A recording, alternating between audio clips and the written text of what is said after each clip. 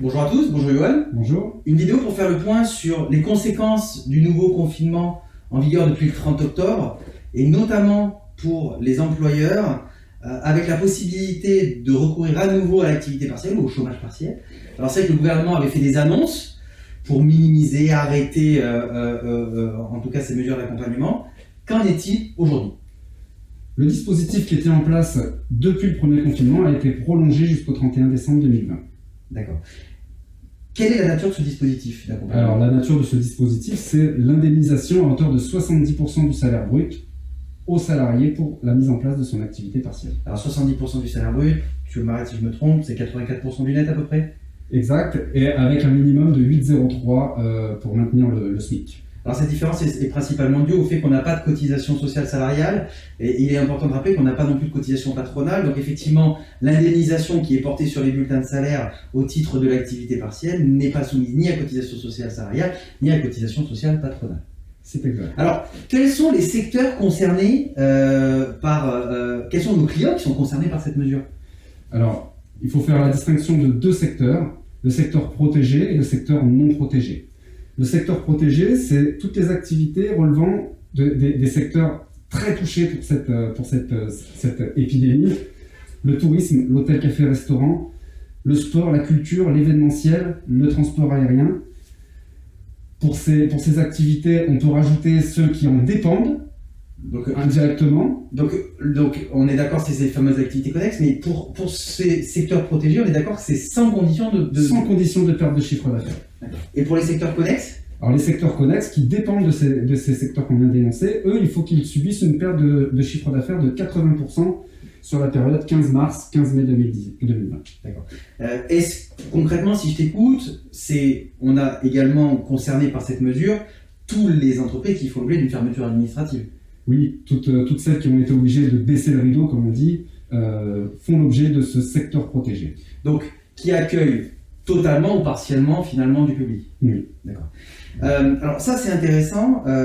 Concrètement, maintenant, comment ça se passe, ces mesures de chômage partiel ? Qui le perçoit ? Est-ce que c'est l'employeur ? Est-ce que c'est l'employé ? Quel est pratiquement le mécanisme ? Alors, pour ce secteur protégé dont on vient d'énoncer les trois particularités, l'employeur va faire l'avance de l'indemnité d'activité partielle au salarié. Il va lui maintenir son salaire à hauteur de 70% du brut.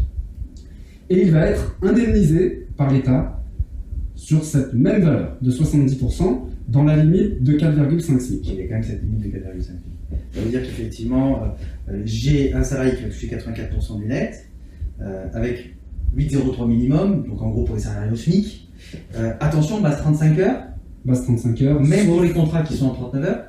Oui, sauf certains secteurs qui sont sur un horaire collectif de 39 heures comme les HCR.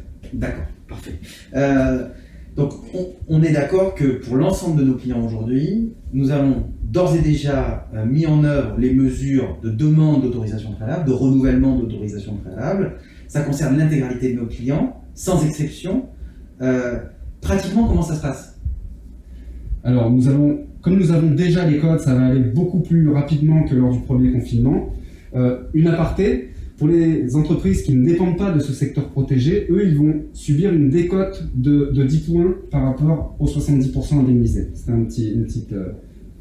Et ensuite, donc nous avons des codes, nous allons faire les demandes prioritairement pour les secteurs protégés, pour lesquels il ne va pas y avoir de demande de justificatif, ça va couler de sens.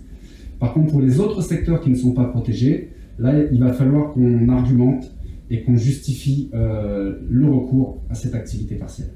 D'accord. Donc ça veut dire que par rapport au premier confinement, on avait une systémisation du fait de cet effet énorme de volume par un confinement très strict. Là, la systématisation n'existe plus ? Non, on peut le voir dans la rue, le confinement n'est pas vraiment respecté. Beaucoup d'entreprises continuent à travailler, donc il y a beaucoup moins de demandes d'activité partielle que lors du premier confinement. Donc il va y avoir il y a un délai qui était de 48 heures pendant le premier confinement qui est passé à 15 jours maintenant.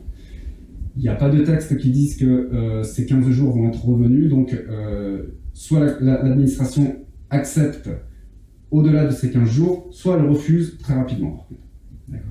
Donc si je comprends bien, on a une demande qui doit être répondue dans un délai de 15 jours maximum, qui est un délai, c'est un plafond. Et par contre, si on a des refus, ils sont relativement rapides. Les refus ne sont pas définitifs. Non, les refus nécessitent un complément d'information ou alors une demande de justification. Parfait. Alors, est-ce que mes salariés qui sont en activité partielle peuvent continuer à travailler? Non, on ne peut pas être et en activité partielle et en activité tout court. En revanche, tu me confirmes que pour exprimer cette activité partielle, on peut avoir recours à des notions de pourcentage d'activité maintenue et d'activité partielle, ce qui voudrait dire donc que mes salariés qui ont en partie de l'activité partielle et en partie du travail peuvent continuer finalement à exercer, parce qu'il y a tout à fait une répartition des moments avec du travail et des moments sans travail. C'est même la solution à adopter. Il faut pouvoir homogénéiser en fonction sur un poste équivalent l'activité partielle. Une baisse de 20% de ton activité va nécessiter une mise en activité partielle de 20% du personnel. Il faut pouvoir équilibrer au mieux envers tous les salariés cette activité partielle. Donc si je t'écoute et que je comprends bien, je dois avoir sur des fonctions équivalentes au sein de l'entreprise une certaine forme d'équité sur la mise en chômage partiel. Je ne peux pas décider sur une fonction identique à en mettre un en chômage partiel et l'autre non. Non. D'accord. Et en revanche, en fonction des différentes catégories de travail, je peux avoir des personnes en chômage partiel et d'autres non. C'est exact.